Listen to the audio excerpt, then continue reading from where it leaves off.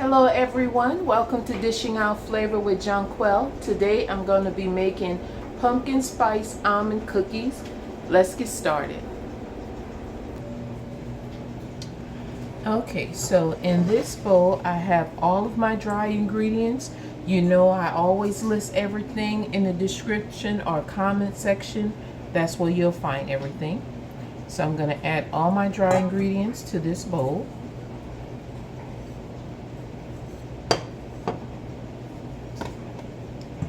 Give everything a slight mix.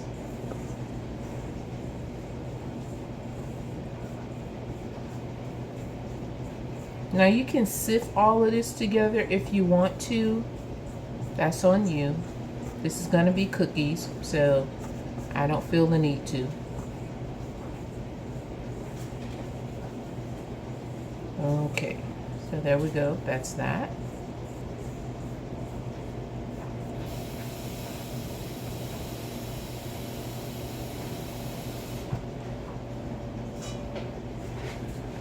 I'm just going to switch this to my bigger bowl and put that off to the side. Put that toward the back. And then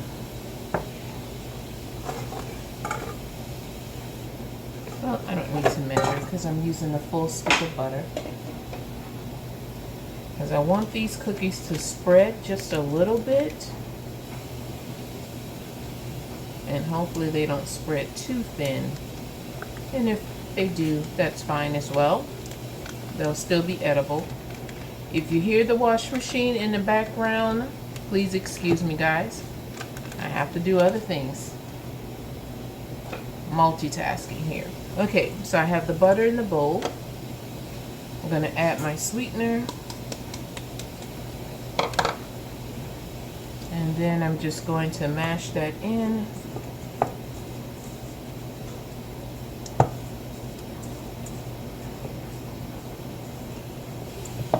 Like so. Flip and mash.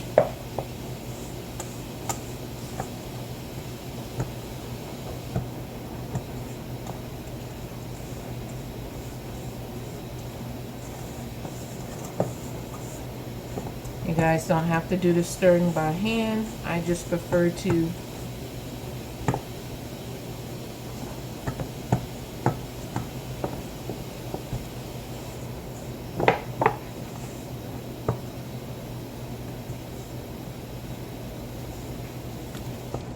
once it's all mashed in, then it's easy to stir around.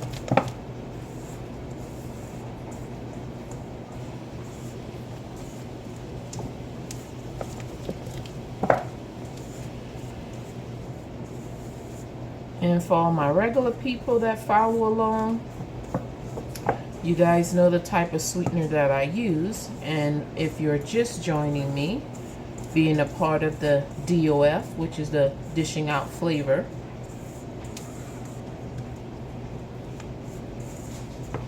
community, and you guys know that I only use monk fruit with allulose. And the reason why is because I cannot use erythritol because it gives me heart palpitations. It elevates my heart rate. So I had to leave that alone. And what I recently found out is that I have to leave all matters of erythritol alone because I thought maybe not using it as a sweetener in my pastries and other baked goods that I wouldn't have to worry about the heart palpitations.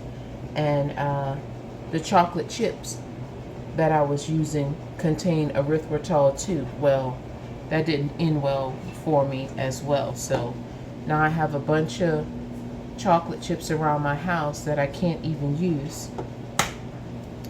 All right, here we go. Adding the egg in.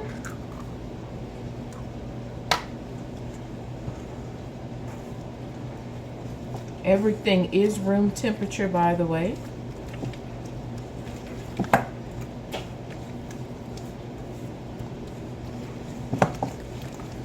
I'm giving this a mix.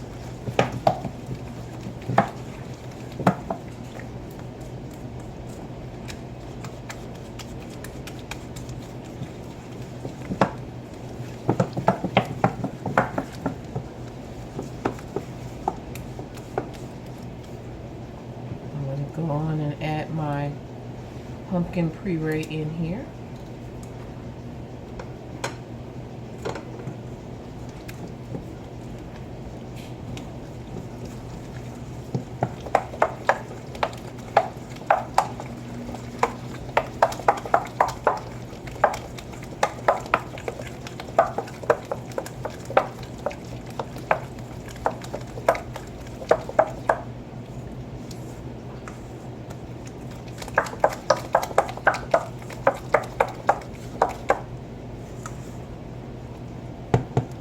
And there we go.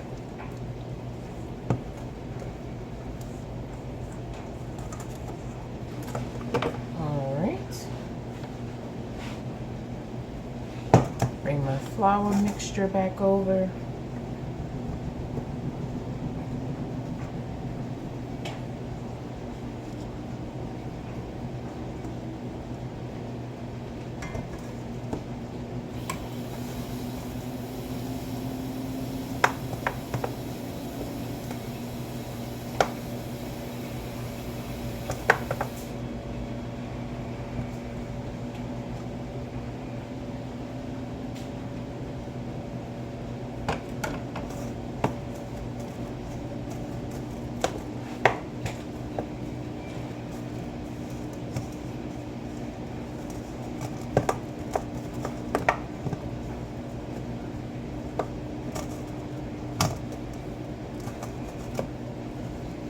I'm basically seeing how this goes.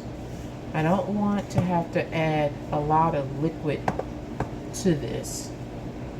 So I may add in more pumpkin puree, or I may add another egg, because I only use one egg so far.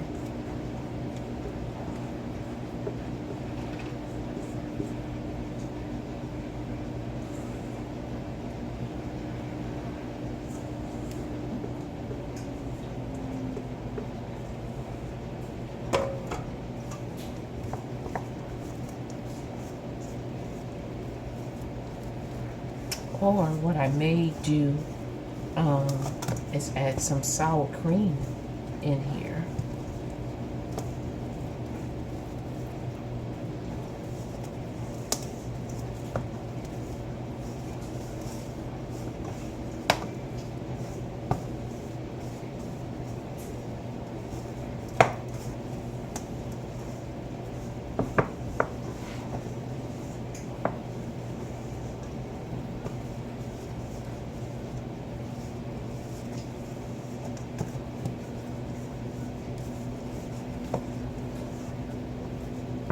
This may be fine.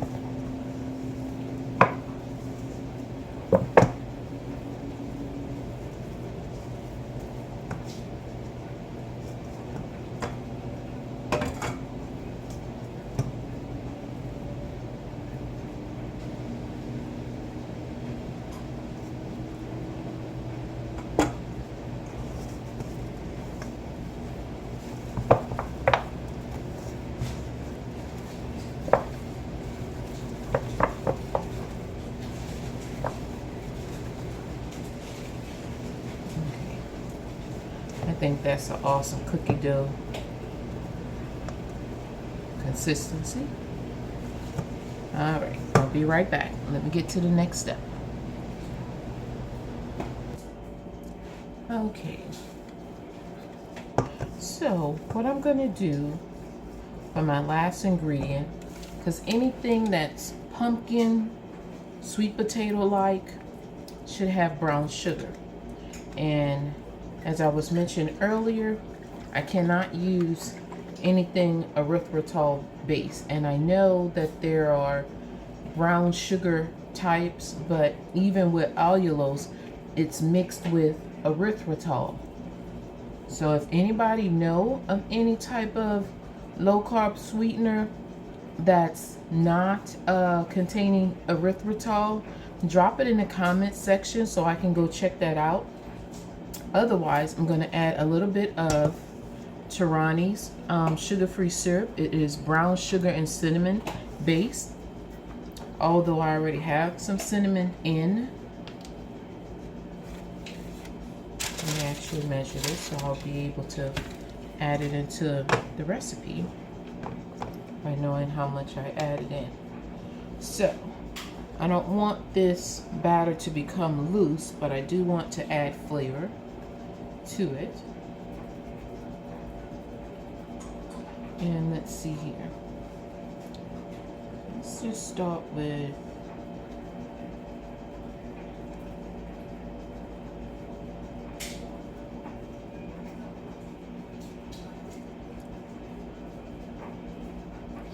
eight milliliters should do. Because like I said, I don't want my batter to become too loose.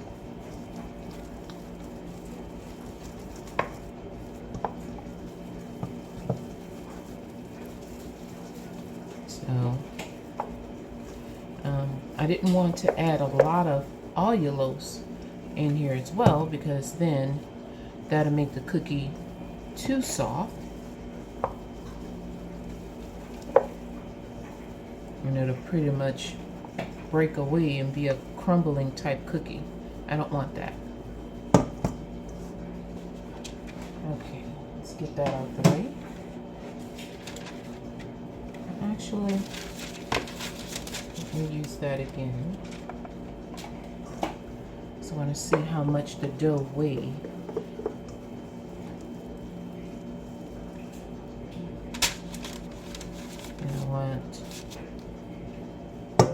To be able to get 12 cookies out of here, which I'm pretty sure I'll be able to do, but at least I'll know how many grams each cookie has to be. So we have here 468 grams divided by 12. This is a between 39 and 40 gram cookie here. So each cookie should weigh about 39 and 40 grams. Okay. Put that in the sink. Put this on the side. Bring that over.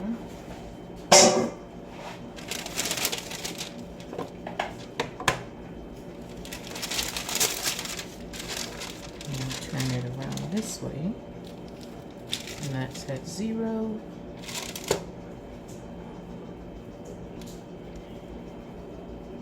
What I'll do is, where's my spray?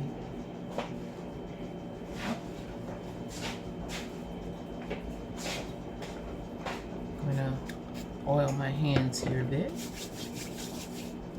Pick up the dough and weigh it.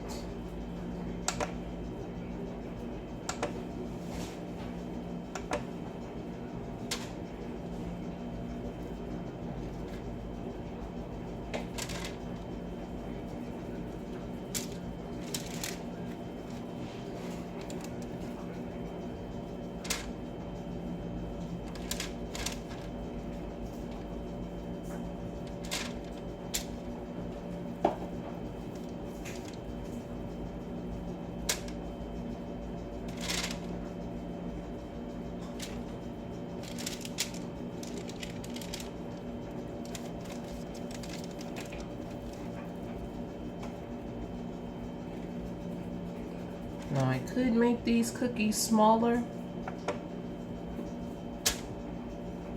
but I'm not really a fan of small cookies. So, and I don't need it to be small cookies to make it seem like I'm eating a lot. I'm not that type of person. If it's one good big cookie, I'm satisfied with that.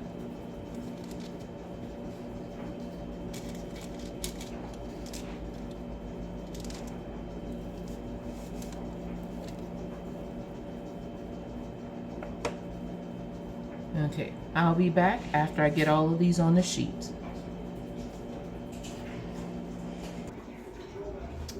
All right, I have everything here on the cookie sheet.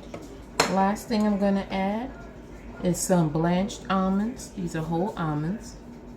And I'm just going to add those on into the center and give it a little mash down.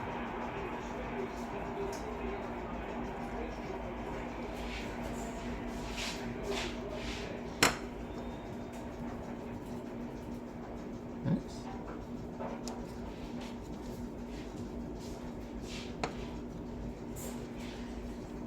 And basically what I did here, I had some almonds soaking in some water during the whole process of making everything. You can soak these overnight if you want to let them soak, and then just peel off this little skin on the outside.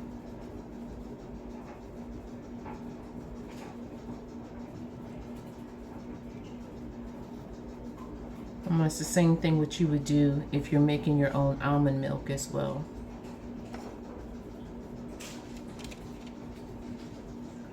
And then if you don't want to do that, you don't have to. That's just me being a little extra. Okay.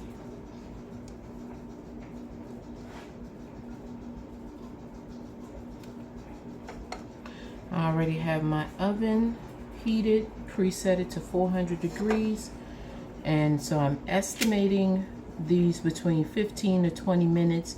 It may be shorter, it may be longer. If so, then I'll adjust the time later and put that in the description as well. I'll be back in a little bit. Okay, so as I always dish out food, so that's why we're dishing out flavor, but we can dish out a little conversation as well. So what I wanted to talk to you all about is that I need to hear back from you all. So if there are any dishes out there that you all would like to see me prepare, drop those in the comment section. I am more than happy to accommodate you, because it could be like one of your favorite meals, desserts or something like that, and you want to see like my take or my spin on your favorite dessert or dish. I don't specialize in one particular cuisine. It does not matter if it is something Italian, Asian inspired, even if it's Russian, whatever the culture is. I dabble in all cuisines. I am not blocked into or boxed into one particular cuisine. Okay, so I do dishes from around the world. So if there's something out there that you would like to see me add flavor to, drop it in the comment section. I'll experiment with it, and then I'll come out with that recipe and let you know, hey, so and so said that they wanted to see my take on it. Shout out to them. Here's what I have for you. So that's all I wanted to say. You guys take care, and I'll be back when the cookies are done. All right, dishing out flavor members, the cookies are done. Everything has cooled off, and they do not spread. So after about baking for like 3 to possibly 5 minutes, and they were still puffed up, and so I took them out the oven, used a spoon, and I mashed them down. So with that particular dough, you're gonna have to mash it down, and this is the end result right here. And they are soft baked cookies. It's not crunchy or crisp or anything.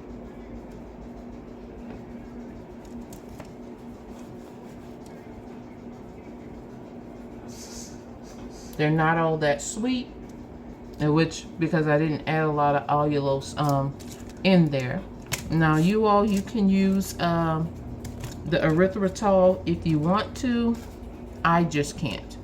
So you can make them sweeter if you want to, but this is fine because I can always sweeten my tea or my coffee. Actually, I have some iced coffee that I've been sipping on the whole time. That actually goes pretty good with the iced coffee. Pretty sure it'll go awesome with a cup of hot coffee as well. So, this is all I have today. Thank you for joining me on this edition of Dishing Out Flavor. Stay positive, stay focused, and stay strong. or shall I say stay strong, stay positive, stay focused, because that's how it's supposed to go. And as always, be blessed. And again, if you guys want to see me cook something else, one of your favorite dishes, drop it in the comment section and I'll be more than happy to accommodate you. Until then, you guys stay safe and I'll see you in the next video.